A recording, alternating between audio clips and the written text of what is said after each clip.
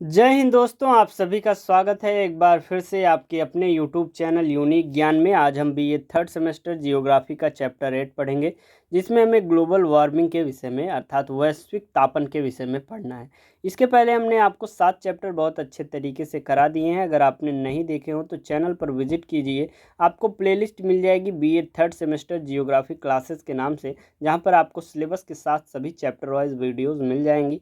साथ ही साथ जो भी क्लासेस कराई गई हैं या फिर सिलेबस का आप नोट्स प्राप्त करना चाहते हैं तो आप हमारे टेलीग्राम चैनल को ज्वाइन कीजिए। वहाँ पर सभी क्लासेस के नोट्स आपको प्रोवाइड कराए जाते हैं। आपके यूनिवर्सिटी से रिलेटेड जो है विभिन्न नोटिफिकेशंस भी वहाँ आपको दिए जाते हैं। चैनल को ज़रूर सब्सक्राइब करें। अगर आप नए हैं तो अपने दोस्तों के पास शेयर करें, वीडियो लाइक करें। तो चलिए देखते हैं ग्लोबल वार्मिंग आखिर होता क्या है। इसके पहले हमने गंगा एक्शन प्लान के विषय में पढ़ा था, टाइगर परियोजना के विषय में पढ़ा था। नेक्स्ट चैप्टर आपका जो आएगा चैप्टर 9, उसमें हम ग्रीन हाउस इफेक्ट के विषय में, ग्रीन हाउस प्रभाव के विषय में पढ़ेंगे। हालांकि ग्लोबल वार्मिंग और ग्रीन हाउस जो इफेक्ट है दोनों एक दूसरे से संबंधित हैं, इसलिए आपको सबसे पहले ग्लोबल वार्मिंग पढ़ा दिया जा रहा है, फिर आपको ग्रीन हाउस पढ़ाया जाएगा।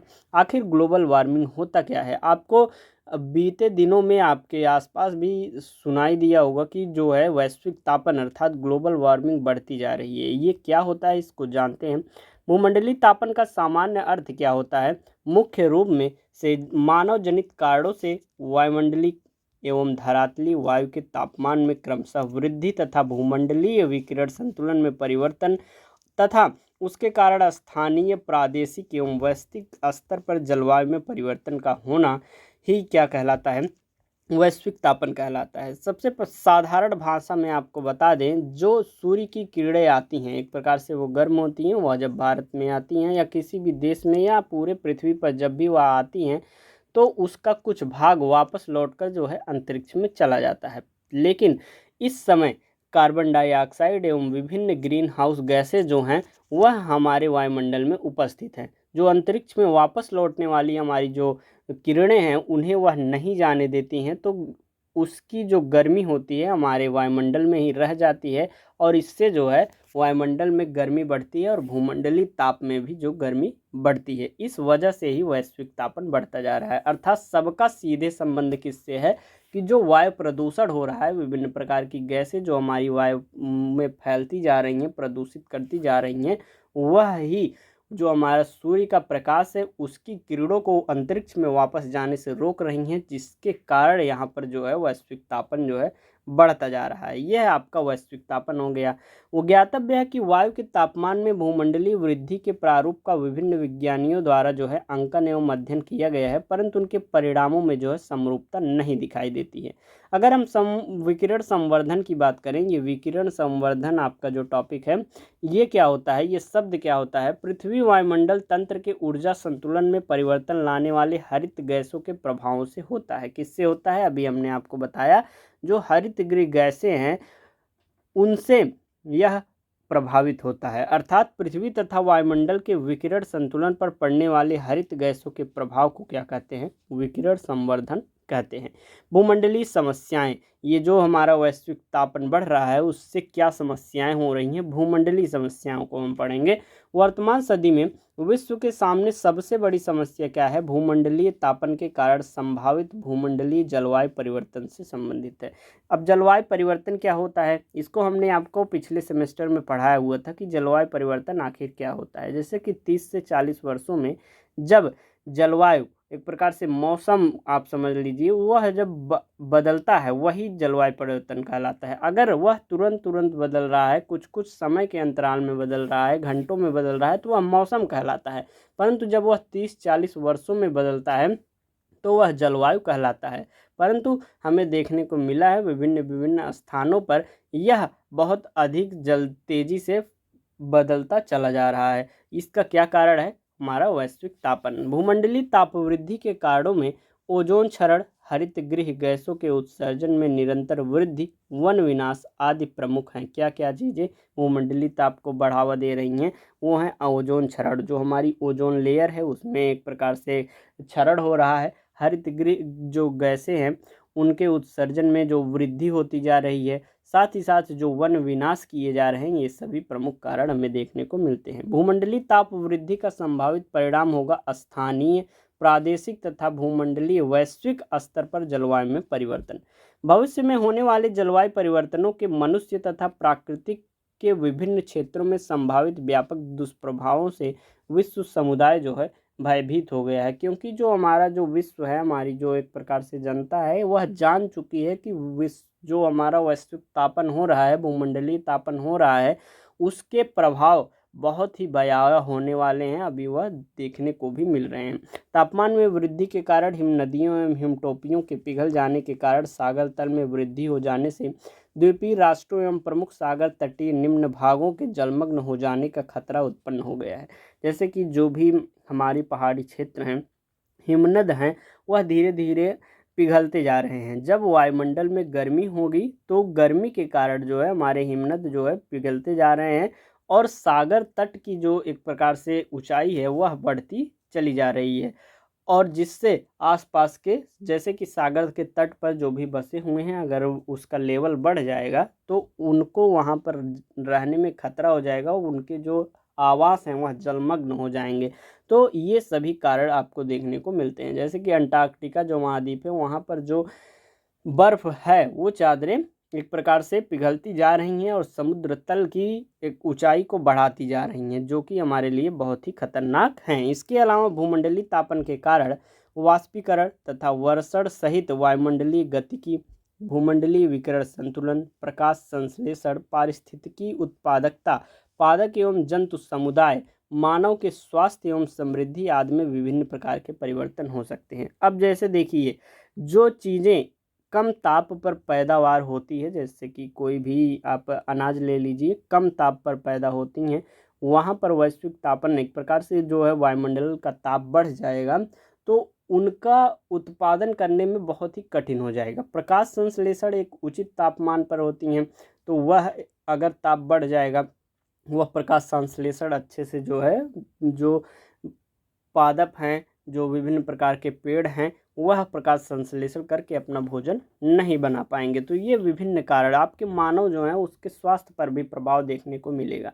जो मानव है देखिए, उनको अगर ज़्यादा धूप में रहने लगेंगे तो उनकी स्किन्स पर बहुत ज़्यादा प्रभाव पड़ेगा, उनके स्वास्थ्य पर बहुत ज़्यादा प्रभाव हमें देखने को मिलेगा। भूमंडलीय समस्याओं के प्रमुख कारणों तथा स्रोतों का निर्धारण कर लिया गया है। क्या क्या कारण है जिसके कारण भूमंडलीय समस्याएं आ रही हैं, वह उसमें सबसे पहले आता है औद्योगिकीकरण, नगरीकरण में तीव्र गति से वृद्धि, जनसंख्या में बेलगाम वृद्धि, उत्पादक प्रौद्योगिकी में प्रगति, भूमि उपयोग में भारी परिवर्तन। एक प्रकार से भूमि उपयोग होता जा रहा है। जब जनसंख्या बढ़ेगी, जनसंख्या जब बढ़ेगी उसके रहने के आवास जो है अधिक बनते जाएंगे। खेतों को लोग हटाकर वहाँ पर अपना घर बना ले रहे हैं। वन जो हैं, गांव में बाग बगीचे जो हैं, उन्हें काट कर लोग अपना घर बना ले रहे हैं। तो एक प्रकार से भूमि का उपयोग होता चला जा रहा है और साथ ही साथ वहाँ के पेड़ पौधे कटते जा रहे हैं, तो वैश्विक तापन और अधिक बढ़ता चला जा रहा है। भूमंडलीय ताप वृद्धि तथा उससे होने वाले जलवायु परिवर्तनों की भयावह समस्या से निपटने के लिए जो है अंतर्राष्ट्रीय स्तर पर प्रयास किए जा रहे हैं, अर्थात विभिन्न देश मिलकर इससे लड़ने के लिए अपनी योजनाएं बना रहे हैं। वैश्विक ताप वृद्धि हम देखें तो विभिन्न विगत जो वर्ष हैं हमारे, उसमें कैसे कैसे कितने कितने डिग्री सेल्सियस की वृद्धि हमें देखने को मिली है। एक अनुमान के अनुसार विगत 100 वर्षों में धरातलीय वायु के तापमान में 0.5 डिग्री सेल्सियस से 0.7 डिग्री सेल्सियस तक की वृद्धि हुई है। एक अन्य अनुमान के अनुसार उत्तरी गोलार्ध में जीवाश्म ईंधन जैसे कि कोयला, खनिज तेल और प्राकृतिक गैसों के धुआंधार जलावन से 1880 से 1940 ईस्वी के मध्य 0.4 डिग्री सेल्सियस तापमान में वृद्धि हुई है। जो हम खनिज तेल जला रहे हैं, प्राकृतिक गैसों का दोहन कर रहे हैं, कोयला जला रहे हैं, तो इनसे जो उत्पन्न होता है, विभिन्न ताप उत्पन्न होता है, गैसें उत्पन्न होती हैं, इनसे तापमान 1880 से 1940 में 0.4 डिग्री सेल्सियस बढ़ चुका है। परंतु जीवाश्म ईंधनों के लगातार बढ़ते जलावन के बावजूद 1950 ईस्वी के बाद तापमान में ह्रास हुआ है, और जबकि दक्षिणी गोलार्ध में 1940 के बाद तापमान में वृद्धि आरंभ होती है। अर्थात 1940 से पहले जो है वह उत्तरी गोलार्ध में गर्मी एवं तापमान वृद्धि देखी गई, जबकि दक्षिणी गोलार्ध में 1940 के बाद तापमान में वृद्धि देखने को मिली। 1940 एवं 1960 ईस्वी के बीच 0.6 डिग्री सेल्सियस तापमान की वृद्धि दर्ज की गई। एक अन्य स्रोत के अनुसार 1995 में भूमंडलीय तापमान में 1.5 डिग्री सेल्सियस की वृद्धि हमें देखने को मिली। बस आप ध्यान से सुनते जाइए कि विगत जो हमारे वर्ष हैं उसमें किस प्रकार से विभिन्न चीज़ों का उपयोग करके, विभिन्न ईंधनों का दोहन करके किस प्रकार से वैश्विक तापन, भूमंडलीय तापन जो है, वायुमंडल में ताप की वृद्धि हमें देखने को मिली है। 1995 में जो है तापमान में 1.5 डिग्री सेल्सियस वृद्धि हुई, जबकि अन्य दूसरे स्रोत भूमंडलीय तापमान में 0.3 डिग्री सेल्सियस से 0.6 डिग्री सेल्सियस तक वृद्धि बताते हैं। उल्लेखनीय है कि हिंद महासागर के तापमान में 1977 से 78 के दौरान 2 डिग्री सेल्सियस की वृद्धि दर्ज की गई, जिस कारण आकस्मिक प्रवाल का विरंजन की घटना हुई और जिस कारण अंडमान निकोबार तथा लक्षद्वीप के 70% प्रवालों की मृत्यु हो गई। सोचिए, तापमान जब बढ़ेंगे एक प्रकार से और उस जगह पर जो कम तापमान पर जीने वाले जो विभिन्न पादप होंगे या फिर पशु होंगे, जानवर होंगे, उनकी मृत्यु देखने को मिलेगी, जो कि एक प्रकार से अच्छी बात नहीं है। हर एक जीव का वायुमंडल बनाने में, पारिस्थितिकी तंत्र बनाने में अपना एक योगदान होता है, तो हर एक जीव का सुरक्षा करना, हर एक जीव को सुरक्षित रखने के लिए वायुमंडल को हमें सुरक्षित रखना होगा। वैश्विक ताप में कम करने का प्रयास किया गया है। कैसे किया गया है? क्योटो प्रोटोकॉल बनाए गए हैं। भूमंडलीय गर्माहट को कम करने के लिए जापान के क्योटो नगर में 1977 ईस्वी में 1 से 11 दिसंबर तक चलने वाले सम्मेलन का आयोजन किया गया तथा एक संधि पर हस्ताक्षर किए गए। बस आप बहुत ध्यान से सुनते जाइए, एक कहानी की तरह आपको समझ में आएगा कि कैसे विभिन्न देश मिले और उन्होंने क्या क्या नीतियां बनाई, आपको बस सुनने से ही याद हो जाएगा। इस सम्मेलन में कितने देश शामिल हुए? 149 देशों के प्रतिनिधियों ने भाग लिया। इस समझौते या संधि को क्योटो प्रोटोकॉल या क्योटो ताप संधि कहा जाता है। इस ऐतिहासिक संधि के प्रमुख मुद्दे क्या क्या थे? भूमंडलीय तापमान में 21वीं सदी तक 2 डिग्री सेल्सियस तक की अनुमानित वृद्धि से भयभीत विश्व के टापनुमा देशों ने 2008 से 2012 तक कार्बन डाइऑक्साइड के उत्सर्जन में 30% तक कमी लाने का प्रस्ताव रखा। अर्थात जो कार्बन डाइऑक्साइड का उत्सर्जन हो रहा है उसमें 30% की कमी लाने का प्रस्ताव उन्होंने रखा, परंतु विकसित एवं औद्योगिक राष्ट्रों के विरोध के कारण 1990 ईस्वी के स्तर में 9.2% कटौती पर ही आत्मसहमति हो पाई थी।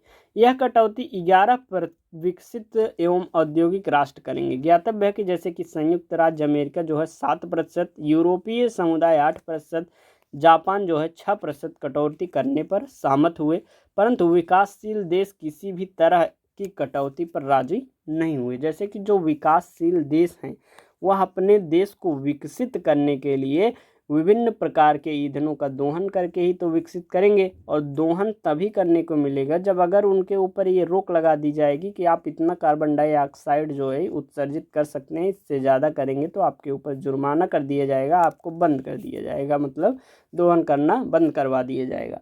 तो वह विकास कैसे कर पाएंगे? इसलिए जो विकासशील देश हैं वह किसी भी कटौती पर राजी नहीं होते हैं। इस समझौते के अनुसार औद्योगिक देश हरित गैसों की कटौती के निर्धारित कोटे का आपस में आदान प्रदान कर सकते हैं। जैसे कि भारत और नेपाल आसपास के 2 देश हैं, इनको दिया गया कि आप 6% जो है कार्बन डाइऑक्साइड उत्सर्जन भारत कर सकता है, 6% नेपाल कर सकता है। लेकिन दोनों ने आपस में समझौता किया, भारत 8% कार्बन डाइऑक्साइड उत्सर्जित करने लगा और नेपाल जो है 4% जो है कार्बन डाइऑक्साइड उत्सर्जित करने लगा। अर्थात दोनों आसपास के देश जो है आपस में समझौता करके अपने जो उनको अधिकार मिला है कि आप इतना प्रतिशत उत्सर्जित कर सकते हैं उसका बंटवारा कर सकते हैं। उदाहरण के लिए यदि 2 देशों को कार्बन डाइऑक्साइड के उत्सर्जन में 6% कटौती करने का कोटा दिया गया हो तो आपकी सहमति के आधार पर एक देश 4% तक की कटौती का करता है, परंतु दूसरे देश को तब 8% तक कटौती करनी होगी, मतलब 8% कम करना होगा। आपको एग्जाम्पल से हमने अच्छे से समझाया था। यदि इस संधि का अनुमोदन एवं अनुपालन कम से कम जो है 60 देश नहीं करते तो यह संधि अपने आप निरस्त हो जाएगी। यह संधि जो है जून 1999 से कार्यान्वित की गई।